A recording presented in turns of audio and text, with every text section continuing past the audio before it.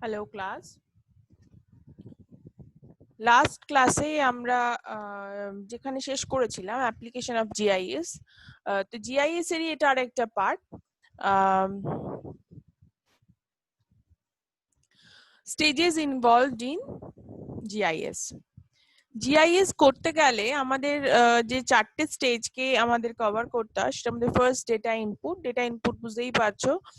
Data can be statistical data can be satellite image, aerial photo, যে কোনো টাইপের data হতে পারে, primary data, secondary data, satellite image. আচ্ছা, এখানে একটা কথা বলে রাখি, ইমেজ বা ফটোগ্রাফিও কিন্তু এক প্রকার ডেটা। আমরা ডেটা বলতে বুঝি শুধু কিছু নিউমেরিক্যাল ফিগার্স, বাট অ্যাকচুয়ালি শুধু তা সেগুলোই ডেটা তা নয়। ডেটা কিন্তু স্যাটেলাইট ইমেজ বা এরিয়াল ফটোগ্রাফও একটা ডেটা, কারণ আমরা সেখান থেকে ল্যান্ড ইউজ, ল্যান্ড কভার, আরো নানা রকমের রিসোর্স ডিস্ট্রিবিউশন, এই সমস্ত গুলো কিন্তু এই রিলেটেড ডেটা রিট্রিভ করতে পারি। তাই ওগুলো ওয়ান টাইপ অফ ডেটা। এবার ডেটা স্টোরেজ, এই যে ডেটাগুলো আমরা ইনপুট করলাম, তো সেটার জন্য তো স্টোরেজের জন্য একটা বিশাল হিউজ স্পেস দরকার। এক একটা স্যাটেলাইট ইমেজ থাকে, সেগুলো এতটাই বড় সাইজ হয়, সেগুলো কিন্তু স্টোর করা নর্মাল ডেস্কটপ বা নর্মাল ল্যাপটপে অনেক বেশি, একটা স্টোর নিশ্চয়ই করতে পারবে, কিন্তু যখন একটা অনেক বড় এরিয়া নিয়ে কাজ করবে তখন মাল্টিপল ইমেজেস তোমাকে স্টোর করতে হবে। তো ইমেজ যেমন আছে সেরকম ডেটাও কিন্তু আছে। রাস্টার ইমেজ বা normal data, statistical data store করতে প্রচুর স্টোরেজ স্পেস লাগে। তো নেক্সট স্টেজ হলো তাহলে ডেটা স্টোরেজ। নেক্সট হলো data analysis and modelling. Data analysis মানে স্ট্যাটিস্টিক্যাল অ্যানালিসিস তার মধ্যে পড়ে, এবং তারপর সেটার উপর বেস করে মডেলিং। নেক্সট হচ্ছে data output and presentation. Data output and presentation মানে হলো সবার লাস্টে যেটা আমরা করি, একটা প্রেজেন্টেবল ওয়েতে সেটাকে প্রিপেয়ার করা, এবং প্রিপেয়ার করে আলটিমেটলি হয়তো কোনো একটা ইমেজ ফরম্যাটে চেঞ্জ করে সেটা যাতে সেটা ইজিলি আন্ডারস্ট্যান্ডেবল হয় পাবলিকের জন্য, যারা লেম্যান, যারা নর্মাল সাধারণ মানুষ, তারা যাতে সেটা বুঝতে পারে, সেরকম একটা করে প্রেজেন্টেশন তৈরি করা। আচ্ছা, নেক্সট এবার চলে আসছি GIS data structure. What is data? Data structure পড়তে গেলে ফার্স্টেই আমাদের তাহলে জানতে হয় হোয়াট ইজ ডেটা। ডেটা তোমরা ছোট থেকেই পড়ে আসো, ডেটা অ্যান্ড ইনফরমেশন। ডেটা কি? কিছু র facts or figures. Facts or figures মানে একটা এক্সাম্পল দিয়ে বোঝাই।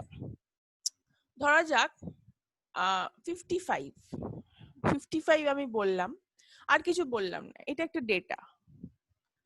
বা আমার নাম বললাম চন্দ্রিমা অ্যান্ড 55, এই দুটো সেপারেট ডেটা। বাট আমি বুঝতে পারছি না চন্দ্রিমার সাথে এই 55টা কিভাবে রিলেটেড, আমি কিন্তু আর কোনো ওর মধ্যে হিন্ট নেই, বা আমি বুঝতেও পারছি না। তো যতক্ষণ আমি বুঝতে পারছি না ততক্ষণ সেটা ডেটা, জাস্ট কিছু র ফ্যাক্টস অ্যান্ড ফিগার্স। সেটা কোনো একটা ইমেজও হতে পারে। তো এবার কি হলো, ওটাকে একটা মিনিংফুল ওয়েতে রিপ্রেজেন্ট করতে হবে, নাহলে তো সেটা বোঝাই যাচ্ছে না। তাই সেটাকে প্রসেস করা হয়। তো প্রসেস করে দেখা গেল আমি বলতে চাইছি যে চন্দ্রিমা 55% স্কোর করেছে। তার মানে এইবার একটা মিনিংফুল কথায় আসলো, এবং এইটা হলো ইনফরমেশন। তাহলে হয়তো আমি এরকম বলে রেখেছিলাম চন্দ্রিমা 55, সাপোজ ধরো অনন্যা 68, জয়ন্ত 92, এরকম আমি কিছু দিয়ে রেখেছিলাম। এবার যখন মিনিংফুল ওয়েতে এক্সপ্রেশনটা হলো, তখন দেখা গেল চন্দ্রিমা স্কোরড 55%, তাহলে চন্দ্রিমা 55% পেয়েছে। অনন্যা's weight is 68 কেজি, তার মানে অনন্যা 68 যতক্ষণ ছিল আমি ভাবছিলাম হয়তো ওটা পার্সেন্টেজ, বাট তা নয়, এটা টোটালি ডিফারেন্ট ইনফরমেশন। অনন্যার ওয়েট কিনা 68, তাহলে এর সাথে আগেরটার কোনোভাবেই লিঙ্ক করা সম্ভব নয়। আরেকটা কি বললাম, জয়ন্ত 92, জয়ন্ত's birth year is 1992, তিনটে টোটালি সেপারেট ইনফরমেশন। তো যখন আমি ডেটা ফর্মে জিনিসগুলো বলেছিলাম, আমরা ভাবলাম তিনটে বোধহয় সেম ইনফরমেশন, বাট অ্যাকচুয়ালি যখন ইনফরমেশন হলো দেখা গেল যে তিনটে আলাদা আলাদা, পুরোপুরি টোটালি আলাদা আলাদা ইনফরমেশন। তাহলে এই যে পারসেপশনটা, এটা যদি আমি মিনিংফুল ওয়েতে প্রসেস না করি তাহলে তো আমরা বুঝতেই পারবো না কি ব্যাপারটা, তাহলে ডিসিশন মেকিংটা তো কমপ্লিট হবে না, ইনকমপ্লিট থেকে যাবে। তো ডিসিশন মেকিং এর জন্য কিন্তু ডেটা থেকে ইনফরমেশনের এই যে কনভার্সনটা, এটা ম্যান্ডেটরি। তাহলে ইনফরমেশন হতে গেলে কিছু বেসিক ক্যারেক্টারিস্টিক থাকতে লাগবে, যে জিনিসটাকে আমরা ইনফরমেশন বলছি। কি কি ক্যারেক্টারিস্টিক হতে হবে? It should be relevant. Relevant মানে যা এই যে আমি এক্ষুনি বললাম, চন্দ্রিমা স্কোর 55% আর অনন্যাস ওয়েট ইজ 68 কেজি, এই দুটো তো রেলিভেন্টই নয়। তাহলে এই দুটো মানে যখন আমি ওয়েট নিয়ে কাজ করব তখন অনন্যার ওয়েটটা ইম্পর্টেন্ট, তখন চন্দ্রিমারও আমার ওয়েটই ডেটা লাগবে। আমি চন্দ্রিমার স্কোর দিয়ে আমি কিছু করতে পারবো না, জয়ন্তরও আমার ওয়েটের ডেটাই লাগবে, ওর বার্থ ইয়ারের ডেটা দিয়ে আমি কিছু করতে পারবো না, তাই রেলিভেন্ট ডেটা হতে হবে। নেক্সট হচ্ছে রিলায়েবল, অ্যাকিউরেট এন্ড ভেরিফায়েবল। এই যে ডেটাগুলো যে সোর্স থেকে পাচ্ছি সেই সোর্সটা যেন রিলায়েবল হয়, অ্যাকিউরেট ডেটা যেন তারা দেয়। সেই জন্য দেখবে কোনো আনঅথরাইজ সোর্স থেকে ডেটা কালেক্ট করতে বারণ করে, কারণ সবসময় অ্যাকিউরেসিটা ওখানে থাকে না। অ্যান্ড ভেরিফায়েবল মানে আমি চাইলে ভেরিফাই করতে পারবো, আমার যদি কখনো কোনো সন্দেহ হয় আমি ভেরিফাই করতে পারবো। নেক্সট হচ্ছে up to date and timely. মানে ধরো 2011 সেন্সাস ডেটা, তো 2011 এর সেন্সাস ডেটা বার হওয়ার পর হয়তো সেটা অ্যাভেলেবল হতে হতে মোটামুটি ওই 2013 তো হয়েই যায়, 2-3 বছর লেগেই যায় পুরোপুরি একদম ফুল ডেটা অ্যাভেলেবল হতে। তো ওই আপ টু ডেট থাকতে হবে, যত তাড়াতাড়ি সম্ভব আপ টু ডেট হতে হবে। তো এটা আরো আগের যখন হতো 2001 বা 91-এ, এটা অনেক সময় লেগে যেত, 4-5 বছর লেগে যেত। এখন সেটা 3 বছরে এসেছে, হয়তো আস্তে আস্তে কোনোদিন হয়তো সেটা দেখা যাবে 2031-এ গিয়ে দেখা যাবে যে 2031 এর ক্যালকুলেশন কমপ্লিট হলো আর আমরা সব ডেটা হাতে পেয়ে গেলাম। তো এটা যত তাড়াতাড়ি হাতে পাওয়া যাবে তত সেটা কিন্তু পারপাসফুল হবে। নেক্সট হচ্ছে কমপ্লিট। কমপ্লিট ডেটা মানে যে ডেটাটা সরি যে ইনফরমেশনটা আমরা নিয়ে কাজ করছি সেই ইনফরমেশনটা, সাপোজ ধরো ইন্ডিয়ার বা ওয়েস্ট বেঙ্গলের প্রত্যেকটা লোকেশনে রেইনফল এন্ড টেম্পারেচার আমরা ক্যালকুলেট মানে চাইছি। তো প্রত্যেকটা লোকেশনে রেইনফল, টেম্পারেচার, তার সাথে সাথে যা যা রেলিভেন্ট ডেটা দরকার, রেইনফল, টেম্পারেচার, আদার ওয়েদার ফেনোমেনার যে ডেটাগুলো সেগুলো দিয়ে দেওয়া হলো, এবং তার সাথে যে লোকেশন গুলোর রেইনফলটা, টেম্পারেচারটা আমরা নিচ্ছি সেই লোকেশন গুলো ল্যাট লংও প্লেস করে দেওয়া হলো ওই টেবিলে। তো এটা হলো কমপ্লিট। নেক্সট হচ্ছে ইন্টেলিজিবল। ইন্টেলিজিবল মানে মানে সেটা মানে মানুষ যাতে বুঝতে পারে, ইট শুড বি আন্ডারস্ট্যান্ডেবল, মানে ইট শুড বি কম্প্রিহেন্সিবল, মানে যাতে খুব ইজিলি আমরা বুঝতে পারি যে এই ইনফরমেশনটার মানে কি, এত জটিল কোনো ভাষায় লেখা যে বুঝতেই পারলাম না। কমপ্লেক্স ল্যাঙ্গুয়েজকে এখানে বার আছে, মানে এখানে ইউজ করা যাবে না। নেক্সট হচ্ছে কনসিস্টেন্ট। কনসিস্টেন্ট মানে ইনফরমেশন আজকে এক বললাম কালকে যেন আর এক না হয়ে যায়, না আজকে বললাম কলকাতার পপুলেশন এত, তো আমি 5 বছর পরে গেলো না না ওটা ভুল ক্যালকুলেশন হয়েছিল, অ্যাকচুয়ালি সেই সময় কলকাতার পপুলেশন ছিল এটা। তো এটা হলে কিন্তু হবে না, এটা হলে কিন্তু পারপাস ফুলফিল হবে না, তাই কনসিস্টেন্ট হতে হবে ডেটা। নেক্সট হচ্ছে convenient and easy to handle. এটা তো বুঝতেই পারছো, মানে ইনফরমেশন এমন ভাবে থাকবে সেজন্য কনভেনিয়েন্ট হয়। নেক্সট হচ্ছে অ্যাডিকুয়েটলি প্রোটেক্টেড। কিছু কিছু ইনফরমেশন থাকে যেগুলো পাবলিক ডোমেইনের জন্য নয় বা সকলের জন্য নয়, সেগুলো যেন নেসেসারি প্রোটেকশন পায়, এটা আমাদের দেখতে হবে। নেক্সট হচ্ছে এবার জিআইএস যে ডেটা থেকে ইনফরমেশনে কনভার্ট করে তার কয়েকটা প্রসেস আছে। ফার্স্ট প্রসেস হলো কনভার্সন। কনভার্সন মানে এই ডেটা যেটা আমরা পাই সেই রাস্টার ইমেজটা একটা ফরম্যাটে থাকে, তোমরা জানো নিশ্চয়ই, জেপেগ ফরম্যাট, পিএনজি ফরম্যাট, এগুলো সব রাস্টার ইমেজের ফরম্যাট। এছাড়াও নর্মাল স্ট্যাটিস্টিক্যাল ডেটারও কিছু ফরম্যাট থাকে, সেই ফরম্যাটে আমরা ডেটাগুলো পাই।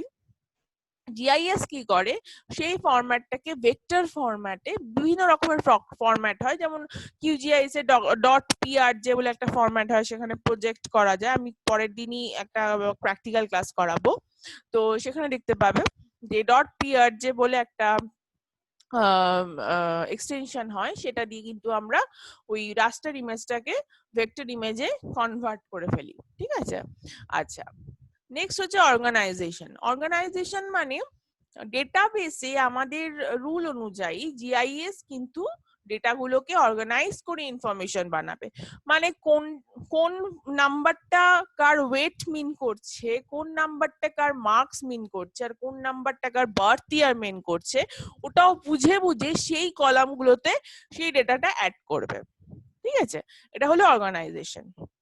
নেক্সট হচ্ছে স্ট্রাকচারিং।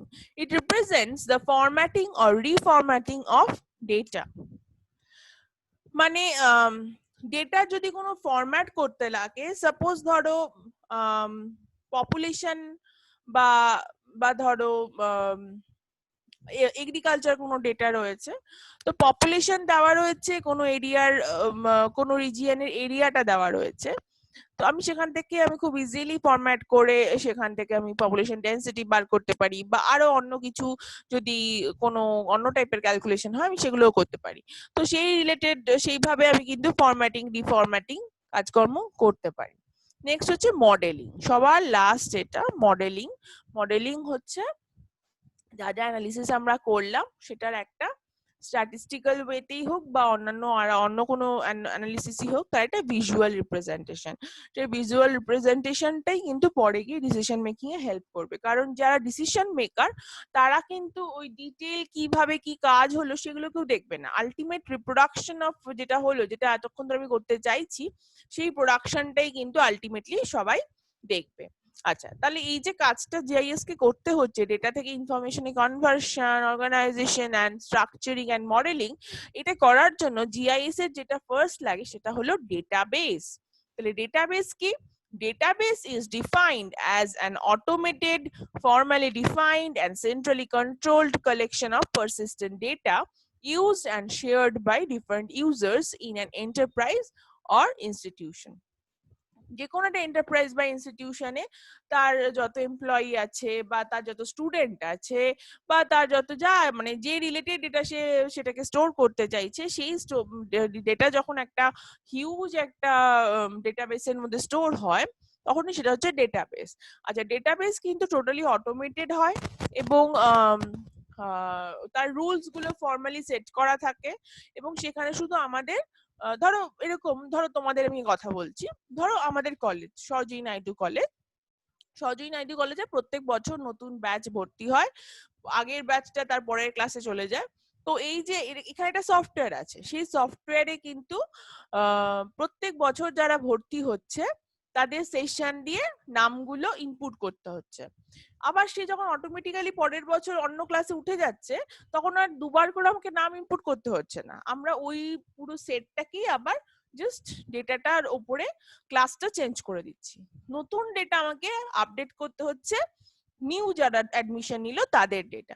তো আমি যদি আফটার 10 ইয়ার্স আমি যদি এই 10 বছর ধরে কি কি আমার কনসিস্টেন্সি ছিল কলেজে সেটা যদি আমি ক্যালকুলেট করতে চাই, আমি ইজিলি সফটওয়্যারে ক্লিক মারবো, পুরো 10 বছরে যত ব্যাচ বেরিয়েছে সবার সব ডেটা আমি পেয়ে যাব। তো এই যে হিউজ ব্যাপারটা, এটাকেই বলে ডেটাবেস। ঠিক আছে, আচ্ছা তাহলে জিআইএস এর ডেটাবেস তো পড়লাম, এবার জিআইএস এর ডেটা স্ট্রাকচার, কি কি ডেটা স্ট্রাকচার ইউজ করে।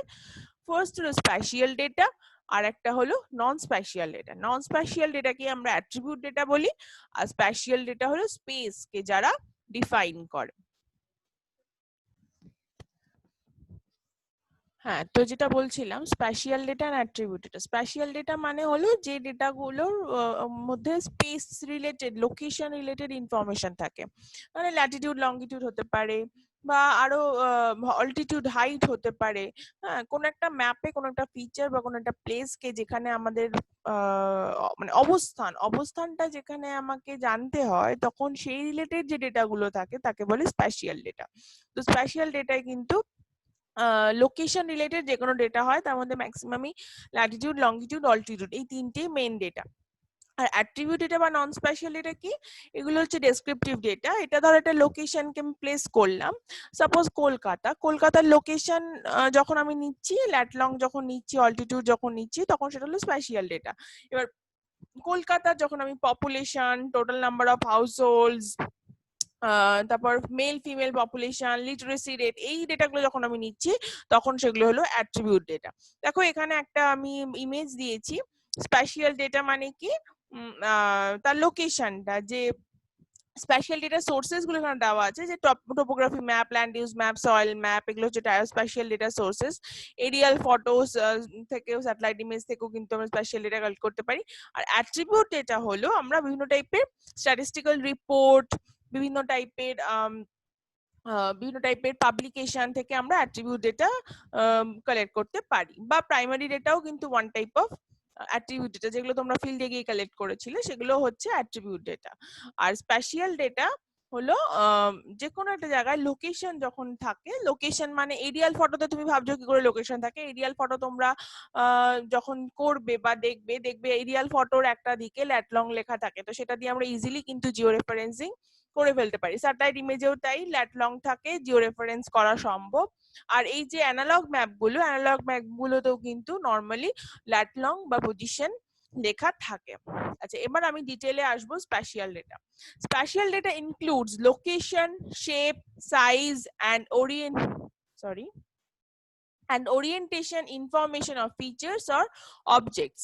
আচ্ছা, তাহলে কি স্প্যাশিয়াল ডেটা বা spatial data structure includes, spatial data স্ট্রাকচারের মধ্যে যে যে জিনিসগুলো ইম্পর্টেন্টলি থাকে, ফার্স্ট হলো লোকেশন বা অবস্থান, শেপ বা আকৃতি, সাইজ বা তার সাইজ মানে হচ্ছে আকারটা, কত বড় সে কত ছোট সে সেটা।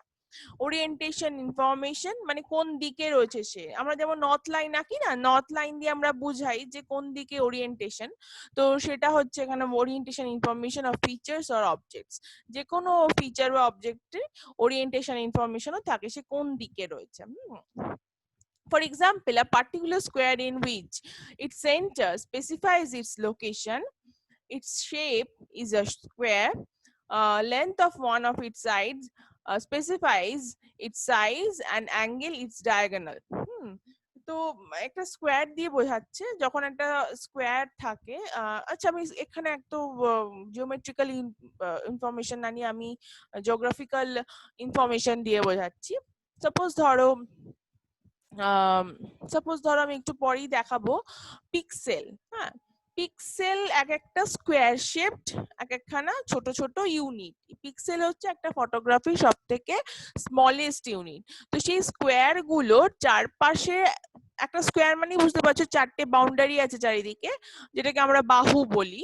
হ্যাঁ, তো সেই চারটে সাইড বা বাহু গুলো দিয়ে ওই স্কোয়ারটা বদ্ধ হয়ে রয়েছে, তাই তো।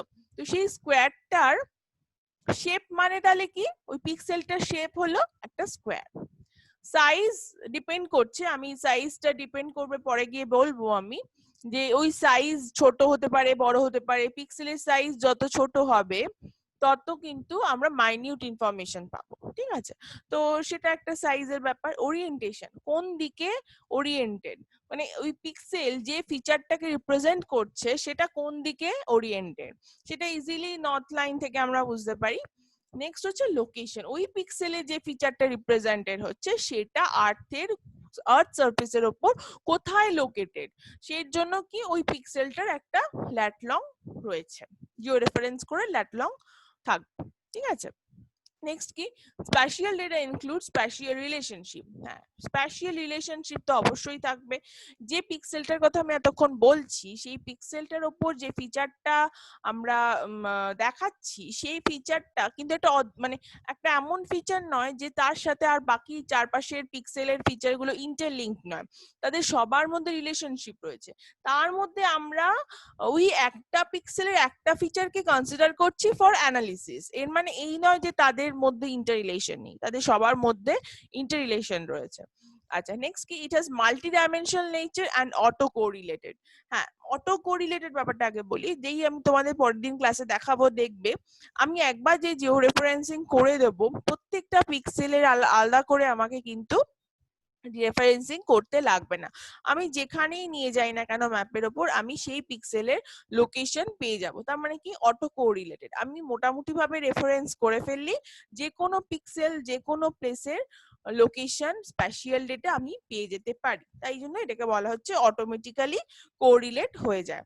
আর একটা হচ্ছে multi dimensional nature. Multi dimensional nature মানে একটা ডেটা থাকে না, এর মধ্যে মোর দ্যান ওয়ান ডেটা থাকে। যেমন ল্যাটিটিউড লংগিটিউড, দু রকম ডেটা মানে দুটো ডাইমেনশন, এক্স আর ওয়াই দুটো ডাইমেনশন।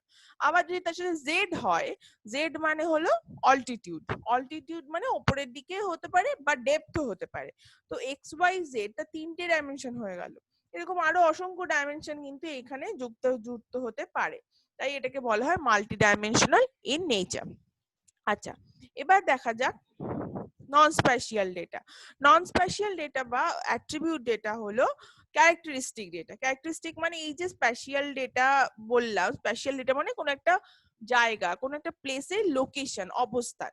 তো সেই প্লেসটার বিভিন্ন টাইপের ক্যারেক্টারিস্টিক, সেটা পপুলেশন হতে পারে, মেল ফিমেল পপুলেশন হতে পারে, লিটারেসি ডেটা হতে পারে, এগ্রিকালচার ডেটা হতে পারে, তারপর গ্রাউন্ড ওয়াটার ডেটা হতে পারে, যা এনি টাইপ অফ এরম টাইপের ডেটা, সেগুলো কিন্তু সব হলো অ্যাট্রিবিউট ডেটা বা ক্যারেক্টারিস্টিক ডেটা। এইবার এই যে ডেটাগুলো আমি কথা বললাম, সেই ডেটাগুলো যে টেবিলে আমরা ঢোকাই, যে টেবিলে আমরা অ্যাড করি, তাকে বলা হয় অ্যাট্রিবিউট টেবিল। এই অ্যাট্রিবিউট ডেটা বলি, এই যে টেবিলে আমরা এগুলো অ্যাড করি, দেখাবো নেক্সট ক্লাসে, সেই টেবিলটাকে আমরা বলি অ্যাট্রিবিউট টেবিল। আচ্ছা, it consists of characteristics or special features which are independent of all geometric considerations. হ্যাঁ, পপুলেশনের তো কোনো জিওমেট্রিক কনসিডারেশন নেই। এরকম তো বলতে পারি না যে পপুলেশনের একটা সাইজ হয়, একটা রেক্টাঙ্গেল বা একটা স্কোয়ার, এটা এটা পুরো এটা জিওমেট্রিকের সাথে কোনো সম্পর্কই নেই। এটা একটা লোকেশনের একটা অ্যাট্রিবিউট, জাস্ট একটা ক্যারেক্টারিস্টিক, এটা বৈশিষ্ট্য, গুণ, এছাড়া আর কিছু না। Say for example, the non-spatial data of town comprise of name of the town, its population, settlement type, means of transportation and communication, administration setup, education institution, occupation and facilities। যেগুলো আমি বলছিলাম সেগুলোই এখানে লেখা রয়েছে, যে বিভিন্ন টাইপের একটা টাউনের নাম, পপুলেশন, সেটেলমেন্ট টাইপ, ট্রান্সপোর্টেশনের মিনস কি কি অ্যাভেলেবেল ওখানে, অ্যাডমিনিস্ট্রেশন সেটআপ, এই সমস্ত ইনফরমেশন গুলো যখন লেখা থাকে তখন সেটা হলো নন স্পেশাল ডেটা। আর টাউনটা যখন ম্যাপের উপর লোকেটেড হলো, সেই লোকেশন লোকেট করার জন্য যে টাইপের ডেটা আমার দরকার হলো তাকে বলবো special data. It is important to note that all the above mentioned data of town are not dependent on their location identities. হ্যাঁ, এটা একটা ব্যাপার কিন্তু, যে আমরা যখন অ্যাট্রিবিউট ডেটা নিয়ে কাজ করি, এটা সবসময় নেসেসারি নয় যে স্পেশাল ডেটা আমার লাগবেই। অ্যাট্রিবিউট ডেটা কিন্তু independent of special data. Special data ছাড়াও আমি অ্যাট্রিবিউট ডেটা দিয়ে কাজ করতে পারি। এবং লোকেশন বা জিও রেফারেন্সিং ছাড়াও আমরা কিন্তু অ্যাট্রিবিউট ডেটা প্লেস করতে পারি। আচ্ছা, hence non-spatial data is independent from location information. বুঝতেই পারছো non-spatial data কিন্তু independent from location information. It has one dimension in nature. হ্যাঁ, one dimension মানে কি, পপুলেশন ডেটা যদি কনসিডার করি তাহলে শুধু পপুলেশনই দেখবো, মানে একটাই ডাইমেনশন বা একটাই মাত্রা, এছাড়া আর কোনো ডাইমেনশনও থাকে না। আর ইন্ডিপেন্ডেন্ট, ইন্ডিপেন্ডেন্ট ব্যাপারে তো বললাম। Non-spatial data stored in GIS as tables. একটু আগেই বলছিলাম অ্যাট্রিবিউট টেবিল যাকে বলে, সেই টেবিলগুলোতে স্টোর হয়, তাকে অ্যাট্রিবিউট টেবিল বলে। টেবিলে যে রোজ এন্ড কলামস গুলো থাকে, rows show spatial feature and each column represents a characteristic. প্রত্যেকটা রো এক একটা স্পেশাল ফিচার হয়, যেমন ধরো টাউন 1, টাউন 2, এগুলো সব প্রত্যেকটা রোতে থাকে, এবং টাউন 1 এর প্রত্যেকটা ক্যারেক্টারিস্টিক গুলো আবার কলামে রিপ্রেজেন্ট হয়। আচ্ছা, আর row is also known as record or a tuple and a column is known as field or item. এটা কিন্তু শর্ট কোশ্চেন আসে, হ্যাঁ, 2 মার্কস এর কোশ্চেন আসতে পারে, টাপল এন্ড আইটেম বা রেকর্ড এন্ড ফিল্ড, এগুলো কিন্তু শর্ট কোশ্চেন আসে। নেক্সট হচ্ছে, দেখো এখানে আমি দিয়েছি যে কিভাবে স্পেশাল এন্ড অ্যাট্রিবিউট ডেটাকে লিংক করা হয়। দেখো এই যে ম্যাপটা আঁকা হয়েছে, ম্যাপটা ড্র করা হয়েছে কিন্তু স্পেশাল ডেটা দিয়ে। আর এর মধ্যে যে এই যে নানা রকমের কোরোপ্লেতে ডেনসিটি ম্যাপিং করা হয়েছে, সেটা কিন্তু করা হয়েছে অ্যাট্রিবিউট টেবিল দিয়ে, অ্যাট্রিবিউট ডেটা দিয়ে, ঠিক আছে। তো এটা জাস্ট ফর রেফারেন্সিং দিয়েছি। নেক্সট চলে আসছে এবার রাস্টার ডেটা স্ট্রাকচার। রাস্টার ডেটা স্ট্রাকচার, আমরা যে কোনো ফটোগ্রাফি, যে কোনো ইমেজ যা দেখি সবই কিন্তু রাস্টার ডেটা। রাস্টার ডেটার সব থেকে স্মলেস্ট এলিমেন্ট যেটা থাকে, স্মলেস্ট ইউনিট যেটা থাকে, তাকে আমরা বলি পিক্সেল। পিক্সেল কথাটার অর্থ হলো পিকচার এলিমেন্ট। পিকচার এলিমেন্ট পিক্সেলের ফুল ফর্ম, মানে পিকচারের স্মলেস্ট এলিমেন্ট, সেগুলো নরমালি এক একটা স্কোয়ার হয়, ঠিক আছে। পিক্সেল কিন্তু পিক্সেলের সাইজ এন্ড সাইজটা কিন্তু খুব ম্যাটার করে রাস্টার ইমেজের কোয়ালিটি কেমন হবে সেটা পিক্সেলের সাইজের উপর ডিপেন্ড করে। আচ্ছা, rasters are made up of matrix of pixels. Matrix মানে কি, এই যে মেশটা, এই যে জালটা, matrix of pixels also call cells. এই পিক্সেল গুলোকে আমরা সেলও বলি। Each containing a value that represents the conditions for the area covered by the cell. এই যে পিক্সেল গুলো দেখছি, সেই পিক্সেল গুলোতে আমি দেখবো আর একটা ইমেজ আছে, সেখানে কিছু ভ্যালু অ্যাসাইন করা থাকে, সেল ভ্যালু বলে ওগুলোকে। হ্যাঁ, সো 1 2 3 4 এরকম কিছু ভ্যালু থাকে। সেই ভ্যালু গুলো অ্যাকচুয়ালি মিন করছে ওই পিক্সেলটার ক্যারেক্টারিস্টিক ওপর ওই ভ্যালুটা ডিপেন্ড করছে। মানে কি, ধরো সাপোজ একটা স্যাটেলাইট ইমেজ আছে, তো স্যাটেলাইট ইমেজে যেখানে যেখানে হয়তো ডার্ক রেড কালার ও দেখতে পাচ্ছে, সেখানে সেখানেও 1 নাম্বার নিচ্ছে, সেটা অটোমেটিক্যালি নিচ্ছে। আচ্ছা, আবার যেখানে যেখানে হয়তো স্লাইটলি রেড হয়ে যাচ্ছে, তো সেটা হয়তো 2 নিয়েছে। এরকম করে করে পিক্সেল কিন্তু ওই কালারের উপর ডিপেন্ড করে নাম্বারটা চেঞ্জ করে, এবং এই নাম্বার গুলো দিয়েই পরে গিয়ে অ্যানালিসিস করে কম্পিউটার। কম্পিউটার তো আর মানুষ নয়, সে তো আর কালার ঠালার বোঝে না, সে শুধু ওই নাম্বারটা বোঝে। নাম্বার দিয়েই ও কিন্তু যা করার তাই করে। আর ওই নাম্বার গুলো কি আমরা বলি সেল ভ্যালু। আচ্ছা, নেক্সট হচ্ছে sources of raster data. Raster ডেটার সোর্সেস মেইনলি দুটো, একটা aerial photography and satellite imagery. Aerial photography বুঝতেই পারছো, যখন এরোপ্লেন দিয়ে ফটোগ্রাফি করা হয়। এরিয়াল ফটোগ্রাফি তোমরা, মনে পড়ছে না দেখেছো কিনা। এরিয়াল ফটোগ্রাফি হচ্ছে যখন একটা এরিয়ার ওপর প্লেনের তলায় ক্যামেরা ফিট করে দেওয়া হয়, প্লেনটা যেতে মানে একটা প্রোগ্রামিং ও ফিট করে দেওয়া হয় যে কিভাবে ফটোটা তুলতে তুলতে যাবে। তো পরপর ফটো তুলতে তুলতে যায়, এবং একটা ফটোর সাথে পরের ফটোটা 60% ওভারল্যাপ রিজিয়ন থাকে, যাতে কোনো অংশ যাতে বাদ না পড়ে। তো সেইভাবে এরিয়াল ফটোগ্রাফি হয়। আর স্যাটেলাইট ইমেজারিও একই রকম, শুধু এরিয়াল মানে এরোপ্লেনের বদলে স্যাটেলাইটস হয়। তো স্যাটেলাইটসও ওইভাবে যে রিজিয়ন থেকে যাচ্ছে একটা স্ট্রিপ বরাবর ফটোটা পরপর পরপর তুলতে তুলতে যায়, ওখানে ওভারল্যাপ রিজিয়ন থাকে। আচ্ছা, অনেক সময় আবার raster data created from vector data because the data owners want to share the data in an easy to use format. Raster data কিন্তু আবার ভেক্টর ডেটা থেকেও আমরা ক্রিয়েট করতে পারি। আমি দেখাবো যখন আমরা কিউজিআইএস থেকে আলটিমেটলি প্রোডাকশন করব আউটপুটটা, তখন কিন্তু আমরা আবার সেটাকে রাস্টার ডেটাতেই কনভার্ট করব। তো ভেক্টর ডেটা বা ভেক্টর ডেটার সমস্ত অ্যানালিসিস এর পরে যে আউটপুটটা তৈরি হয়, সেটাও কিন্তু one type of raster data. আচ্ছা, স্প্যাশিয়াল রেজলিউশন, এটা খুব ইম্পর্টেন্ট জিনিস। Every raster layer in a GIS has pixel of a fixed size that determine its spatial resolution. প্রত্যেকটা পিক্সেলের সাইজ, আমি একটু আগেই বলছিলাম সাইজ ভীষণভাবে ম্যাটার করে, সেই সাইজটাকেই বলে স্প্যাশিয়াল রেজলিউশন। সাইজ মানে এখানে ওই পিক্সেলটা 3x3 হতে পারে, 5x5 হতে পারে, 10x10 হতে পারে। এই যে 3x3, 5x5, 10x10, এগুলো কি অ্যাকচুয়ালি ডিস্টেন্স, মানে ওই আর্ট সারফেসের ওপর ওই পিক্সেলটা কতটা ডিস্টেন্স কভার করছে। সাপোজ আমি একটা এক্সাম্পল দিয়ে বোঝাই এখানে।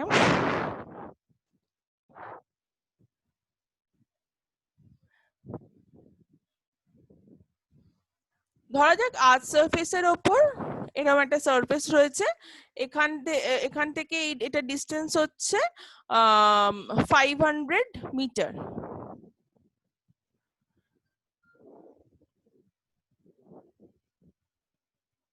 তো এই 500 মিটারটাকে যখন আমি ছবি ক্যাপচার করছি, তো আমার পিক্সেল সাইজ দাঁড়ালে হয়তো 500x500।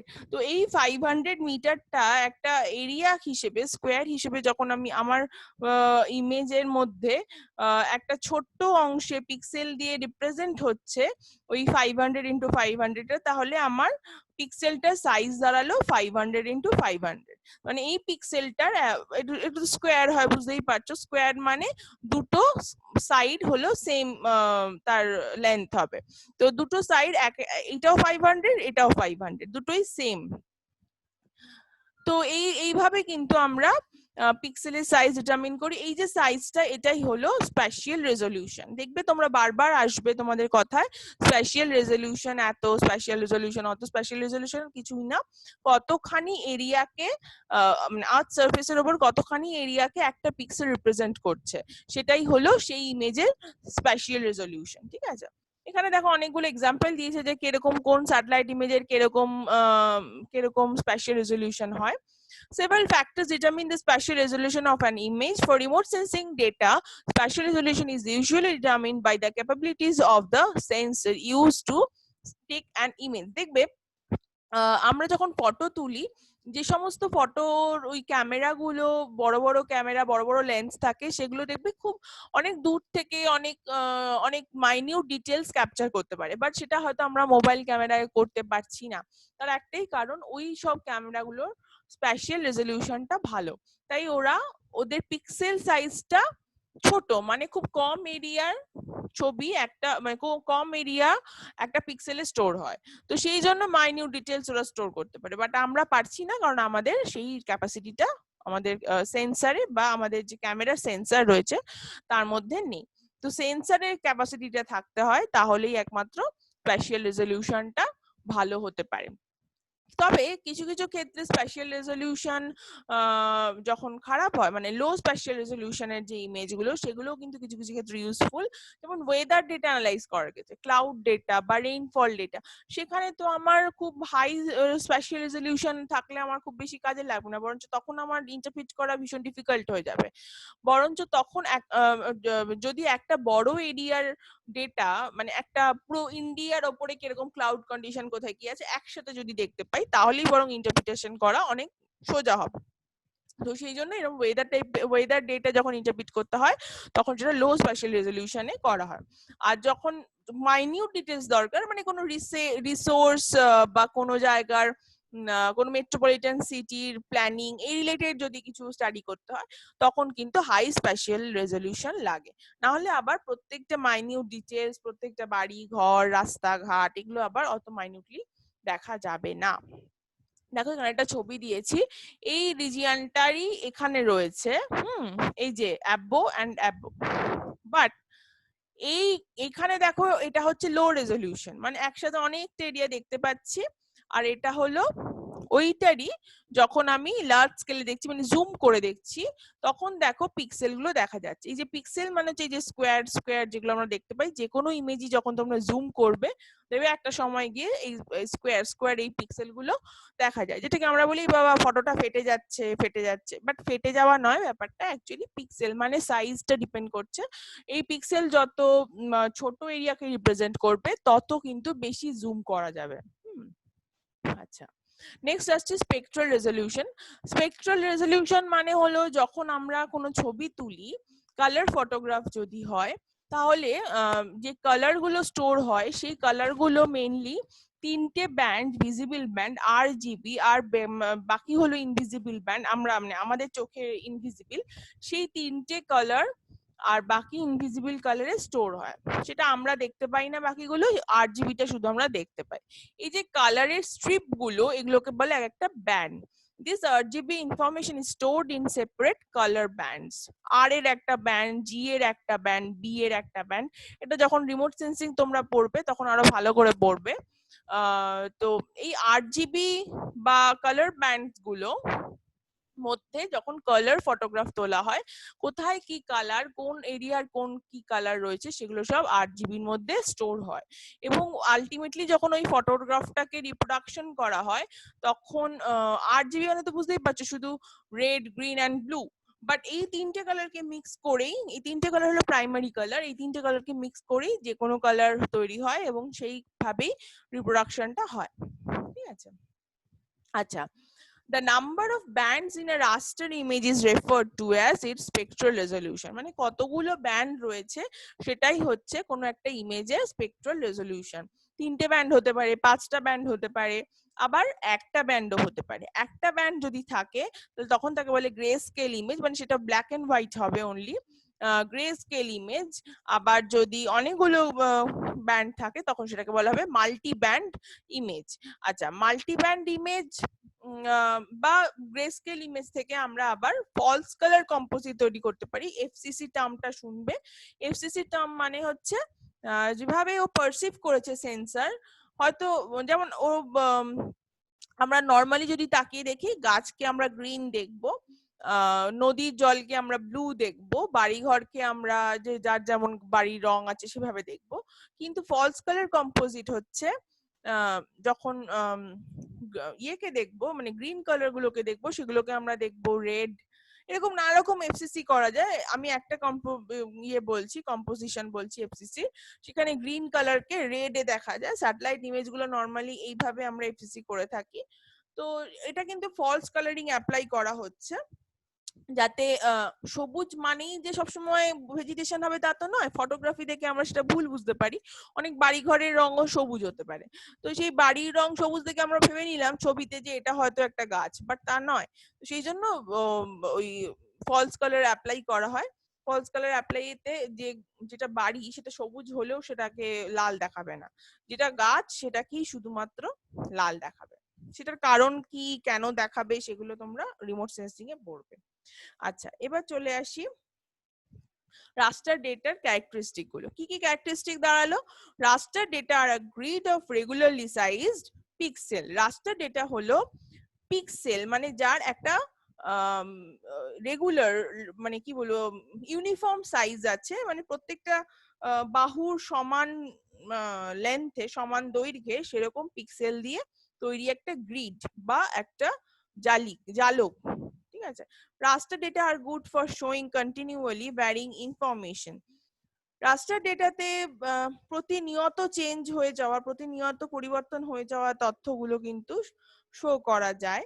The size of pixels in a raster determines its spatial resolution. একটু আগেই বলছিলাম পিক্সেলের সাইজটা ডিটারমিন করে ওই রাস্টারটা স্পেশাল রেজলিউশন কত হবে। Raster image can contain one or more band. এক বা একাধিক ব্যান্ড হতে পারে। একটা ব্যান্ড হলে তাকে বলবে গ্রে স্কেল ইমেজ, আর যদি অনেকগুলো ব্যান্ড হয় তাকে বলবে মাল্টি ব্যান্ড ইমেজ। আর ব্যান্ডের উপর ডিপেন্ড করে তাকে স্পেকট্রাল রেজলিউশন কত সেটা আমরা বলবো। নেক্সট হচ্ছে when raster data contains band from different parts of electromagnetic spectrum they are called multispectral images. আমি একটু আগেই বললাম ইলেকট্রোম্যাগনেটিক স্পেকট্রাম কি জিনিস সেটাও তোমার রিমোট সেন্সিং এ পড়বে। আমি এখানে আর বেশি ডিসকাশনে যাচ্ছি না, কারণ এটা একটা বিশাল হিউজ ব্যাপার। Three of the band of multispectral image can be shown in the colors red, green and blue. Multispectral image এর মেইন তিনটে কালার হলো রেড, গ্রিন এন্ড ব্লু, এবং তোমরা এগুলো অ্যাপ্লিকেশন অফ রিমোট সেন্সিং যখন স্যার করাবেন তখন তোমরা এগুলো খুব ভালো করে বুঝতে পারবে, খুব ক্লিয়ারলি ব্যাপারগুলো বুঝতে পারবে যে তিনটে ব্যান্ড ভিজিবল ব্যান্ড, বাকিগুলো ইনফ্রারেড, আলট্রাভায়োলেট ব্যান্ড আছে। সব ব্যান্ড দিয়ে আমরা কাজ করতে পারি, মেইনলি রেড, গ্রিন, ব্লুই আমরা ইউজ করি। Images with a single band are called grayscale image. Single band grayscale image can be shown in pseudo color by GIS. Grayscale image কে কিন্তু আমরা pseudo color বা false color composite দিয়ে দেখাতে পারি। Raster images can consume a large amount of storage space. Raster image normally বিশাল বড় size হয়, অনেকটা জায়গা লাগে, অনেকটা স্পেস কনজিউম করে। নেক্সট হচ্ছে representing data in raster structure. আচ্ছা, কি কি রাস্টার স্ট্রাকচারে রিপ্রেজেন্ট বা কিভাবে ডেটা করা যায়? প্রথমে দেখো একটা এরিয়া একটা পিক্সেল দিয়ে কিন্তু কভার হয়, প্রতিটা এরিয়া এক একটা পিক্সেল কভার করে। Location of each cell calculated from origin of grid. প্রত্যেকটা সেলের লোকেশন থাকে এবং অরিজিন অফ গ্রিড থেকে এটা ক্যালকুলেট হয়। মানে একটা গ্রিড ধরো সাপোজ এটা যদি আমার পুরো ফটোটা হয়, তাহলে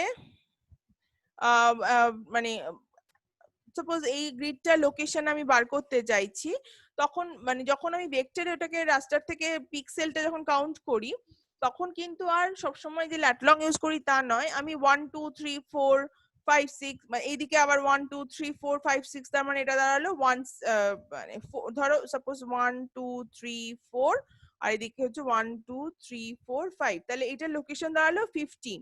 যেভাবে আমরা মাইক্রোসফট এক্সেল বা কিছুতে সেলের নাম্বারটা ডিটারমিন করি, সেভাবে কিন্তু সেলের এখানেও নাম্বার ডিটারমিন করা যায়।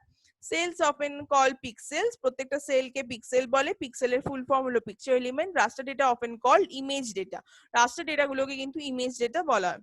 Attributes are recorded by assigning each cell a single value based on the majority feature. আচ্ছা, অ্যাট্রিবিউটস প্রত্যেকটা সেলের কিছু অ্যাট্রিবিউট থাকে, সেই অ্যাট্রিবিউট গুলো রেকর্ড করা হয়। সেটা যদি ল্যান্ড ইউজ ল্যান্ড কভার হয় তাহলে সেগুলো কালার দিয়ে রেকর্ড করা হয়। যেমন যে কোনো ল্যান্ড ইউজকে রেকর্ড করা হয় কালার দেখে আমরা ইন্টারপ্রিট করতে পারি। Easy to do overlays and analysis. Overlay বলবো পরের ক্লাসে, ঠিক যেমন আগের ক্লাসটা আমি বুঝিয়েছিলাম যে ওভারলে মানে হচ্ছে যখন আমরা ফিজিক্যালি যেমন আমরা কাজটা করি তখন কি হয়, আমরা ট্রেসিং পেপার দিয়ে ওভারলে করি, যে একটা ম্যাপ রয়েছে তার উপরে ট্রেসিং পেপার চাপালাম, একটা তার মধ্যে অন্য ক্যারেক্টারিস্টিক করলাম, আবার হয়তো একটা ট্রেসিং পেপার চালাম তারপর উপরে একটা অন্য ক্যারেক্টারিস্টিক করলাম। এইভাবে আমরা নর্মালি ফিজিক্যালি করলে ওভারলে করি, বাট ডিজিটালি ওভারলে করা অনেকটা ইজি। তো এই রাস্টার ইমেজ ইউজ করেই কিন্তু আমরা ওভারলে করে থাকি এবং বিভিন্ন টাইপের অ্যাট্রিবিউটসকে কম্বাইন করি এই ওভারলে দ্বারা। নেক্সট হচ্ছে simple data structure. Raster data is very simple data structure. Vector data বরঞ্চ অনেক বেশি কমপ্লেক্স এবং এই একটা পিক্সেলে কিছু ইনফরমেশন থাকে, বেশি কিছু হয় না, এবং প্রত্যেকটা লেয়ারে একটা সিঙ্গেল টেবিল স্টোর হয়, এগুলো হয়। Computer database management system not required. হ্যাঁ, রাস্টার ডেটা সোর্স করতে ডিবিএমএস যেটাকে আমরা বলি ডেটাবেস ম্যানেজমেন্ট সিস্টেম, সেটা কিন্তু লাগে না, বাট ভেক্টরের জন্য সেটা মাস্ট। আচ্ছা, এই যে দেখো আমি একটু আগেই বলছিলাম প্রত্যেকটা সেলের একটা করে ভ্যালু হয়। যেমন ধরো কর্নের হয়তো একটা কালার নিয়েছে, একটা কালার ও দেখতে পেয়েছে যে কর্ন ফিল্ডের এই সেপারেট একটু কালার দেখতে পাচ্ছে, তো সেই কর্ন ফিল্ডের কালারটাকেও 1 দিয়ে রিপ্রেজেন্ট করেছে। আবার হুইটের কালারটাকে দেখো 2 দিয়ে রিপ্রেজেন্ট করেছে। আবার মাঝখানে একটা ফ্রুট আছে, ফ্রুটের অংশটা আবার 4 দিয়ে রিপ্রেজেন্ট করেছে। এরকম করে করে ও কিন্তু প্রত্যেকটা মানে প্রত্যেকটা ক্রপ প্যাটার্ন ধরে ধরেও এক একটা নাম্বার অ্যাসাইন করেছে। এটা অটোমেটিক্যালি কম্পিউটার নিজেই করেছে। আর গ্রিড নাম্বার বা সেল নাম্বার কিভাবে করছে দেখো, এটা 0 1 2 3 4 5, ধরো সাপোজ আমি এই সেলটা যেতে চাই, এই সেলটা রেফারেন্স নাম্বার পাইছি, তাহলে 5 এর মধ্যে এই সেল হচ্ছে আবার 4, তাহলে এই সেলটা রেফারেন্স নাম্বার হলো 54। এইভাবে কিন্তু আমরা সেল ভ্যালু গুলো, সেল ভ্যালু না সরি, সেল রেফারেন্সিং নাম্বার গুলো আমরা পাই। আর সেল ভ্যালু হচ্ছে 54 সেলের ভ্যালু হলো 2, এইভাবে আমরা বার করি। আচ্ছা, নেক্সট হচ্ছে vector data structure. Vector data structure হলো যে এমন স্ট্রাকচার যেটা ডিজিটালি করা হয় এবং যেখানে স্পেশাল ডেটা স্টোর হয়। এবং vector data is usually comprised of lines or arcs defined by beginning and end points. Vector data এক্ষুনি দেখবো কি বলতে চাইছি। এটা মানে একটা পয়েন্ট থেকে শুরু হয়, সাপোজ ধরো আমি এখানেই বোঝাই,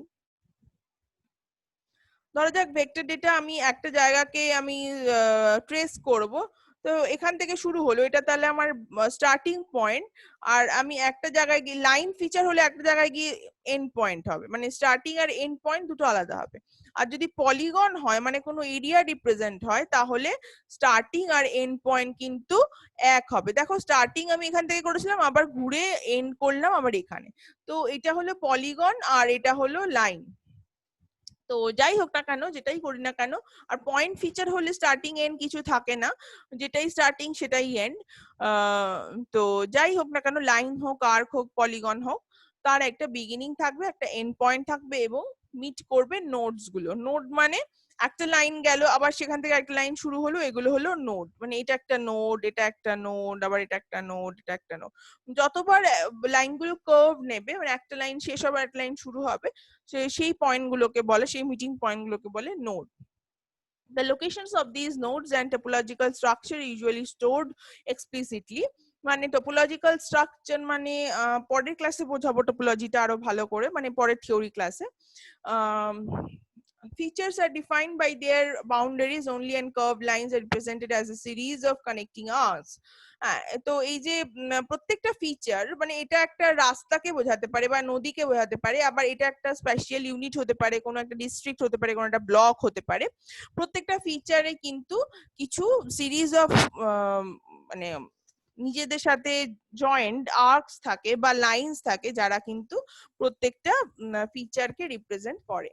আচ্ছা, নেক্সট হচ্ছে vector storage involves the storage of explicit topology.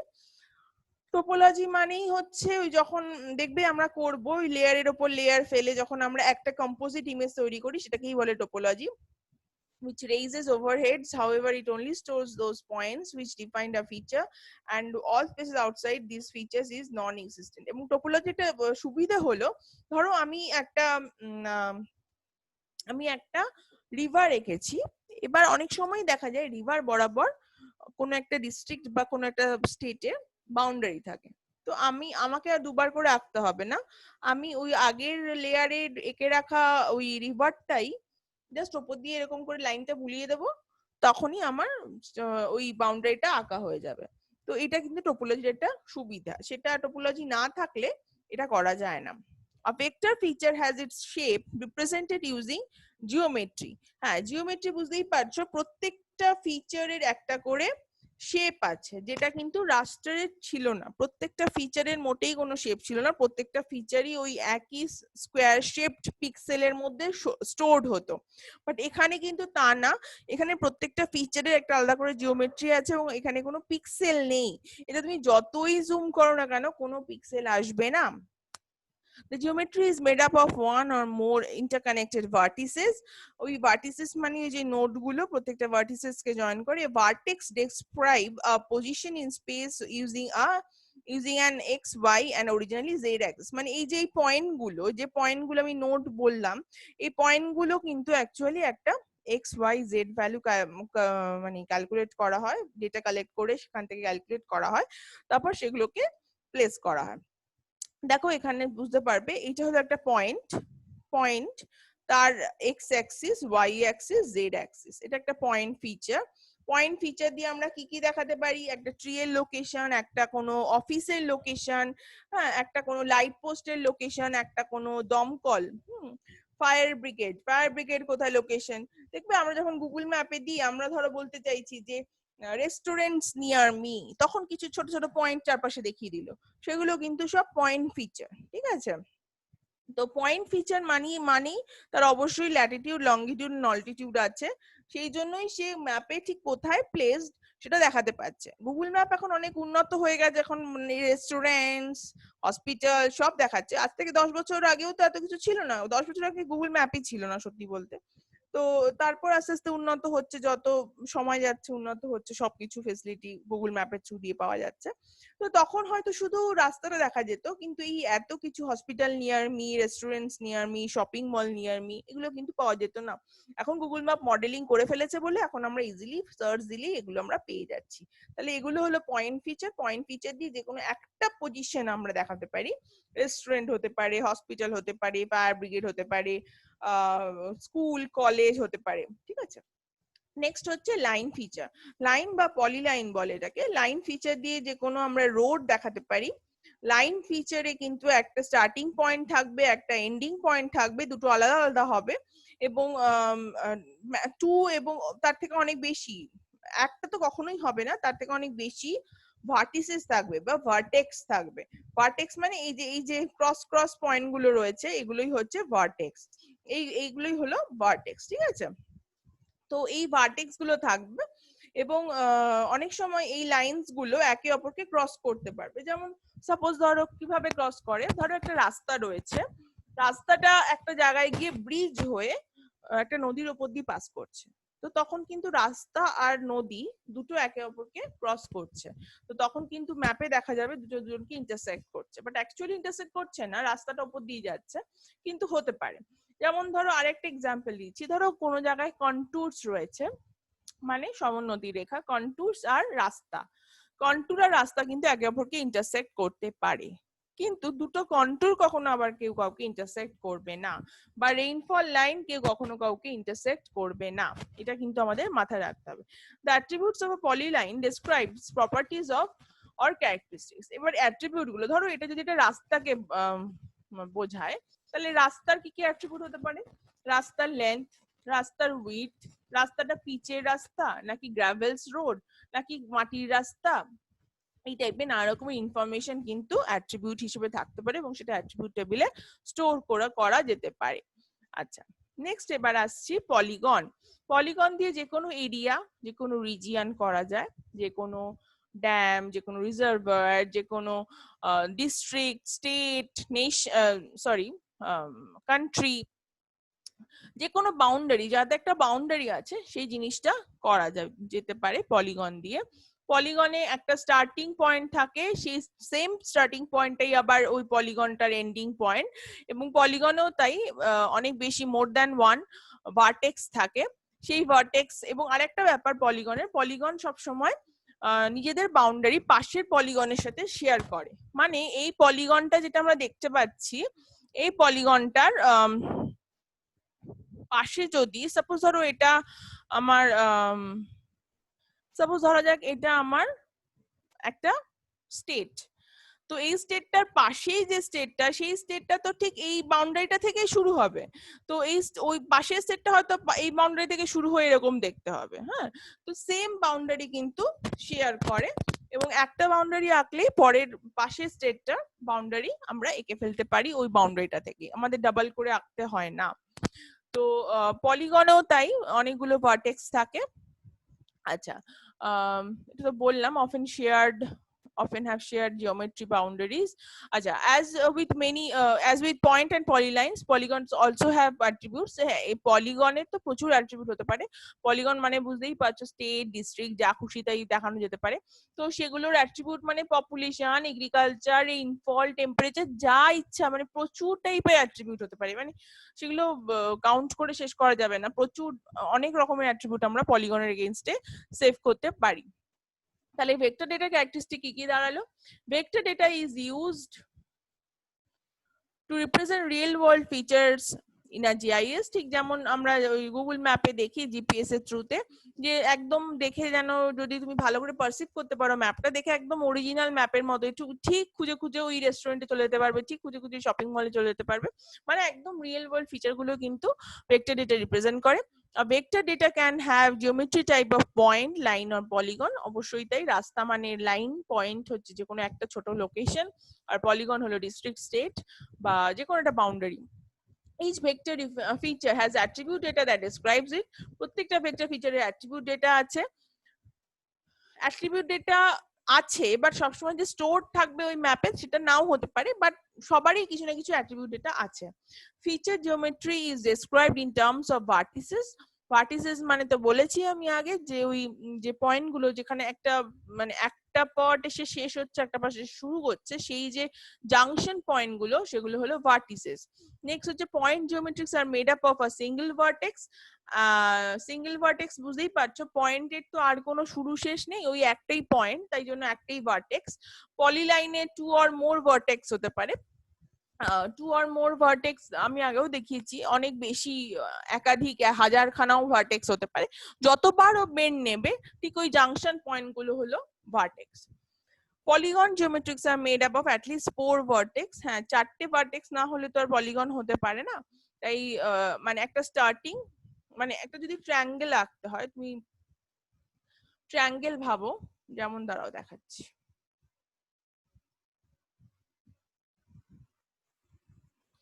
ট্রায়াঙ্গেলও যদি আমাকে আঁকতে হয়, তাহলে আমি ফার্স্ট শুরু করলাম একটা ভার্টেক্স, তারপর গেলাম, তারপর এখানে আরেকটা ভার্টেক্স হলো 2, আবার এদিকে এলাম, এখানে আরেকটা ভার্টেক্স হলো 3, আবার এদিকে এসে ওই ফার্স্ট এটাই মিট করলাম, তাহলে হলো 4। তাহলে একটা ট্রায়াঙ্গেল আমাকে আঁকতে গেলেও কিন্তু 4টে ভার্টেক্স লাগে।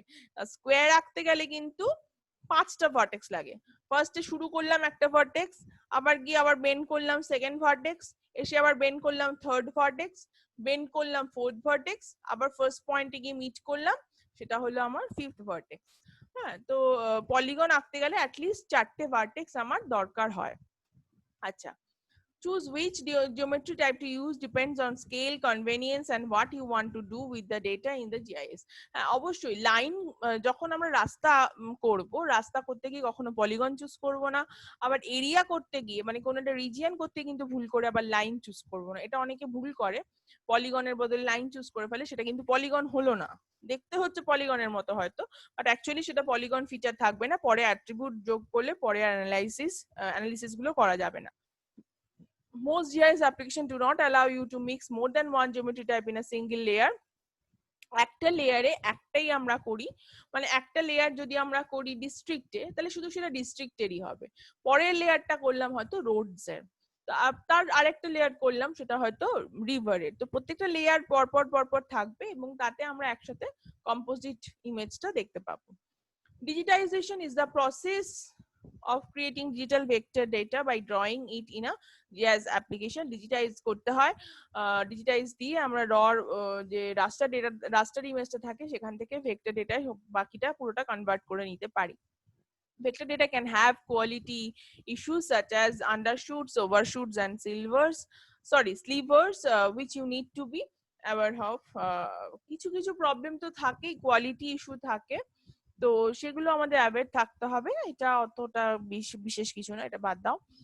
Vector data can be used for spatial analysis in a GIS application, for example, to find the nearest hospital to a school.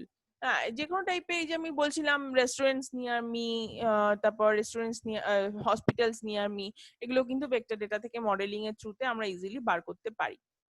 আচ্ছা, vector data and raster representation, দেখো এখানে একটা রিয়েলিটি রয়েছে, এখানে একটা রাস্তা দেখতে পাচ্ছি, এখানে কিছু বাড়িঘর দেখতে পাচ্ছি। তো সেই রাস্তাটাকে যখন রিপ্রেজেন্ট করা হচ্ছে ভেক্টর ফরম্যাটে, তখন একটা লাইন দিয়ে রিপ্রেজেন্ট করছি, আর এই যে এই চারখানা এখানে ভার্টেক্স দেখতে পাচ্ছি। আর যখন সেটা রাস্টার ইমেজে থাকছে, সবটাই পিক্সেল, এখানে হয়তো কালারের কিছু ভেরিয়েশন থাকছে, পিক্সেলের মধ্য দিয়ে এটা এরকম ভাবে আমরা দেখতে পাচ্ছি। মানে ফিচারটা এখানে কোনো লাইন নেই, পিক্সেল গুলো জাস্ট পরপর সাজিয়ে কালার গুলো পরপর রয়ে আমরা দেখতে পাচ্ছি। আচ্ছা, নেক্সট হচ্ছে ভেক্টর আর রাস্টারের যে এক্সপ্লেনেশন গুলো দিচ্ছিলাম, point, line and polygon. Point দেখো, পয়েন্ট ফিচার, এগুলো হচ্ছে সব পয়েন্ট ফিচার। রাস্টারে যখন পয়েন্ট ফিচার হয় তখন কোনো একটা পয়েন্ট দেখা যায় না, তখন একটা পিক্সেলটাই পুরোটা কালার হয়ে থাকে। আর লাইন তো একটু আগেই দেখালাম, লাইন, এখানে যদি একটা লাইন ফিচার হয় তাহলে রাস্টার ডেটায় পরপর পিক্সেল গুলো কিছু পরপর থাকবে।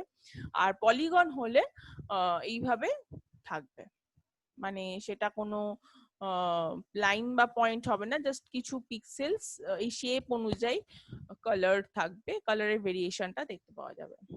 তো এই হলো মোটামুটি আমাদের ইন্ট্রোডাক্টরি ক্লাসটার লাস্ট ক্লাস। এরপর আমি ইন্ট্রোডাকশন টু QGIS দেব নেক্সট ক্লাসে, প্র্যাকটিক্যাল ক্লাসে। আজকে এখানেই শেষ করছি। Thank you.